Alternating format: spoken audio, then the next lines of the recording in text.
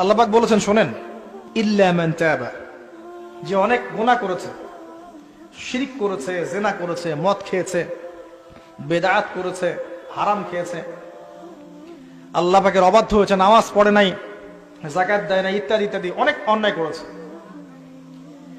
একদিন তওবা করে ফিরে এসেছে। আল্লাহ পাক বলছেন ইল্লা মান তাবা, যে ব্যক্তি তওবা করে ফিরে আসলো, ওয়া আমানা, এবং ঈমান নিয়ে আসলো, ওয়া আমিলা আমালান সালিহান, এবং এখন থেকে সৎ আমল করা শুরু করলো, হোক সে নারী বা পুরুষ, যে কেউ, যে কোনো বয়সের, যে কোনো বর্ণের, যে কোনো ভাষার, যে কোনো দেশের, এগুলো কিচ্ছু যায় আসে না আল্লাহ পাকের। ইন্নাল্লাহা লা ইয়ানজুরু ইলা আজসামিকুম ওয়ালা ইলা সুওয়ারিকুম ওয়ালাকিন ইয়ানজুরু ইলা কুলুবিকুম ওয়া আমালিকুম।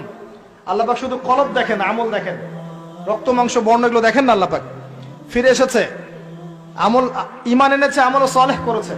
আল্লাহ পাক বলছে উলাইকা, এরাই তারা, ইউবাদদিলুল্লাহু সাইয়্যাতিহিম হাসানাত, এরাই সেই ব্যক্তি যাদের সমস্ত গুনাহকে আমি আল্লাহ নেকি দিয়ে পরিবর্তন করে দেব। আল্লাহ অপেক্ষা করছেন আপনার জন্য।